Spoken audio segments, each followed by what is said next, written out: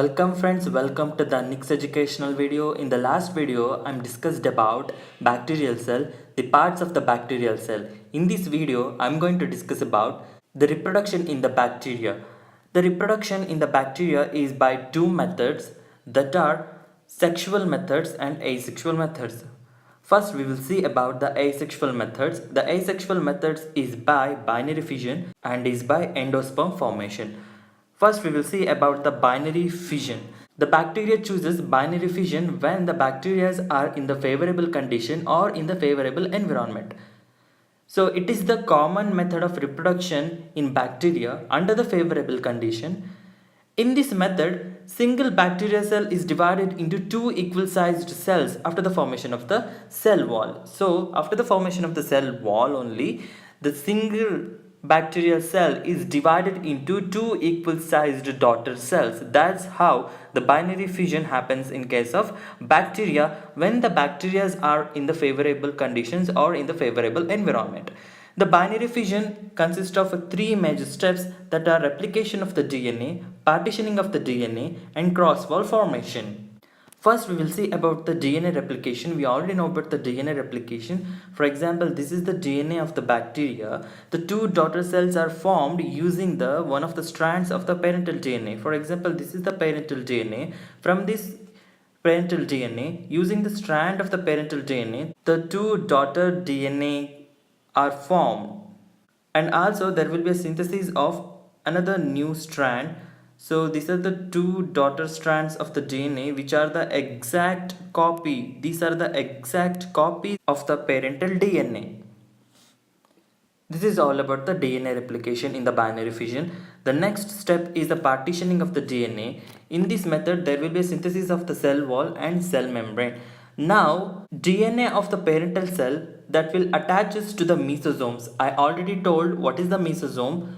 During the replication, both the DNA and mesosomes are duplicated. So in this step, not only a DNA is duplicated, along with that, mesosomes are also duplicated because two mesosomes has to be transferred to the two daughter cells as a result of the binary fission. Now, the membrane is synthesized between the DNA in order to divide a parental cell into two equal sized daughter cells. So these are the smaller than the parental cell. Now, each mesosomes and DNA are pushed properly to the each daughter cells because each daughter cells should get a DNA as well as a mesosomes because these are the essential components of the bacterial cell. The DNA as well as mesosomes has to push properly to each of the bacterial cell or to the each of the newly formed daughter cell.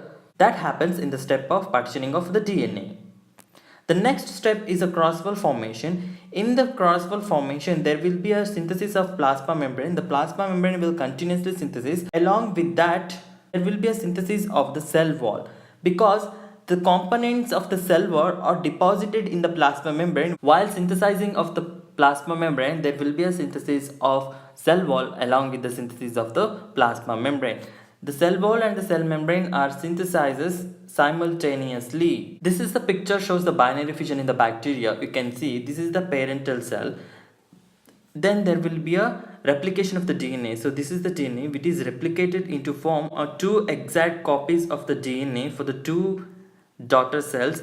So now you can see the plasma membrane as well as the cell wall is started to synthesize here, and here there will be a continuous synthesis of the plasma membrane and the cell wall, and now the plasma membrane is finishes here. The synthesis of the plasma membrane is finishes in this step. Now the cell wall is completely formed, the plasma membrane is completely formed. Now the two daughter cells are separated individually. They can develop into a new bacterial cell. So this happens in case of binary fission by the bacteria when the bacteria are in the favorable condition or in the favorable environment. The daughter cells formed in the binary fission are genetically identical because they are not sexually reproduced to show the variations in the cells. The parental cell is divided itself into form two daughter cells. That's why there is no variation in the daughter cells formed. They're genetically similar. They're the identical copies. The daughter cells formed generally they're half of the size of the parental cell. Further, the daughter cells grow and undergo fission again. In a favorable condition, the binary fission happens once in every 20 minutes. That means they can produce 72 billions of cells in just 72 hours. That's why this type of asexual reproduction by the bacteria or this type of growth by the bacteria is known as explosive growth of the bacteria. The next asexual method is endosperm formation. The bacteria chooses the method of endospore formation when the bacteria are in the unfavorable conditions or in the unfavorable environment. When the conditions are unfavorable, the bacteria chooses to produce a thick-walled, highly resistant bodies. That thick-walled, highly resistant bodies are nothing but endospores. Inside the endospores, bacterial material is present. The bacterial materials are such as ribosomes, such as the cytoplasm, which consists of a genetic material of the bacteria, which is consists of the plasma membrane, the cell wall. These are all the important materials of the bacteria which are present inside the endospore. So the endospore protects the bacterial material inside of it when the bacteria are in the unfavorable conditions or in the unfavorable environment. So the endospore consists of the membrane, cytoplasm and the bacterial nuclear material inside of it. Where exactly endosperm consists of them is the part that is called a central core of the endospore. In the central core of the endospore, the bacterial materials such as the plasma membrane, cytoplasm, bacterial genetic material is present.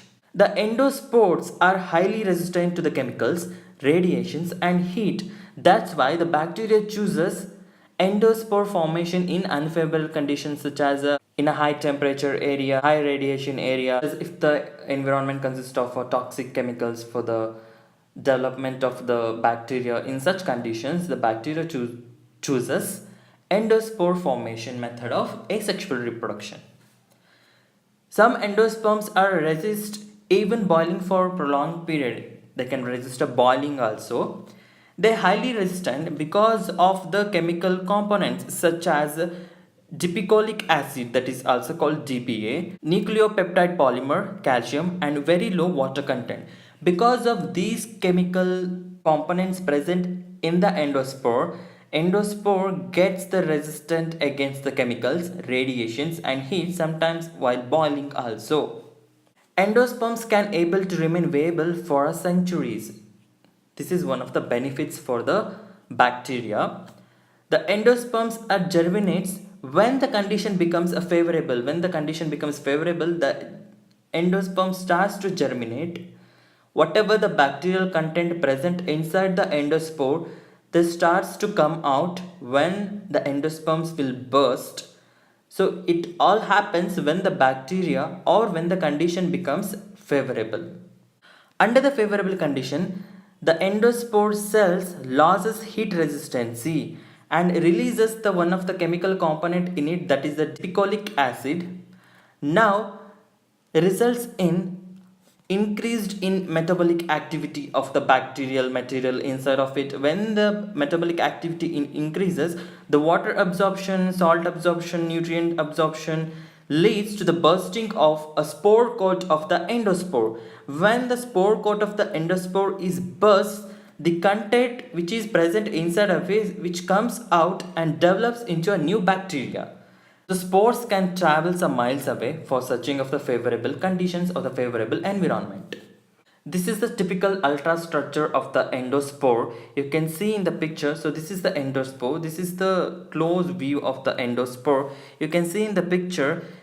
This is the central core of the endospore, which consists of the bacterial material. The bacterial materials are inner membrane, nuclear material and spore cytoplasm. These are the bacterial material present at the central core of the endospore. These bacterial material are surrounded by a protection layer or the protection coat of the endospore. That protection coats are nothing but exoporium, outer spore coat, inner spore coat, outer membrane, outer cortex, inner cortex. These are all the coats which are present around the bacterial material or the central core of the endospore in order to protect the bacterial material from the unfavorable condition or from the unfavorable environment. The important note about the endosperm is endosperm represents the dormant stage of the bacteria. The dormant stage is nothing but the metabolic activity of the bacteria cell is reduced when the bacteria is in unfavorable condition or is in unfavorable environment. When the environment becomes favorable, the activity or the metabolism of the bacterial cell increases. Now the bacteria moves from the dormant stage to the active stage. From the dormant stage to the active stage, the endospore helps to survive the bacteria under the unfavorable conditions. Now is about asexual reproduction in the bacteria. The sexual reproduction in the bacteria is not resembles to the sexual reproduction as in case of eukaryotes. The sexual reproduction in bacteria is entirely different than sexual reproduction present in case of eukaryotes. So it is entirely different compared to the eukaryotes. Sexual reproduction in bacteria is unidirectional passage of genetic material transformation from the donor cell to the recipient cell. There will be a transformation of the genetic material from the donor cell to the recipient cell. It is a unidirectional passage of the genetic material. So that's why this type of sexual reproduction by the bacteria is known as a parasexual process. That is known as a parasexual process because there is no fission of the nucleus and there is no reduction. That's why this method is known as a parasexual process of sexual reproduction by the bacteria, because there is only transformation of the genetic material from the one donor or from the donor to the recipient, from the one bacteria to the another bacteria. This sexual reproduction is achieved by three methods. The three methods are transduction, transformation and conjugation. First we will see about the transduction. In this method of sexual reproduction by bacteria, there will be a transformation of the genetic material from the one bacteria to the another bacteria through the bacteriophage. Now this bacteriophage is a mediator here. So there will be a transformation of the genetic material from one bacteria to the another bacteria with the help of the bacteriophage. Now bacteriophage is act as a mediator. This type of sexual reproduction is demonstrated by the scientists called Lederberg and Zinder in 1952 in the bacteria that is Salmonella. In this method, the two bacterial cells will never comes in physical contact. It only happens through the agency of the bacteriophage. Hence the method of transduction is also known as phage mediated genetic transfer, because there is no physical contact between the two bacterial cells. It all happens through the agency of the bacteriophage. That's why this transduction method is called phage mediated genetic transfer.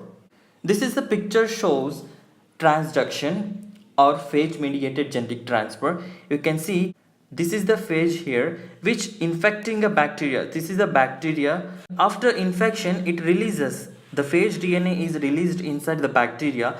Further the phage DNA is introduced into the bacterial genome. Now from the bacterial genome the phage produces a phage coat protein. Now phage protein coat will forms and another phage particles. Now when the bacteria is completely get infected, when it is completely damaged, it will burst out and which releases the new phage particles to the environment. That new phage particles which already consist of the bacterial DNA inside of it will comes in contact with the another new bacteria and infects that bacteria. After infection it releases out its DNA along with the other bacterial DNA. Now this bacteria becomes recombinant because it consists of the DNA of the other bacteria which is carried out by the phage. Now this is the recombinant bacteria. This recombinant bacteria is a result of the bacteria number 1 and 2. So the bacteria number 2 consists of its own genetic material. The bacteria number 1 consists of its own genetic material. The genetic material of the bacteria 1 is carried out by the phage and introduced into the bacteria 2.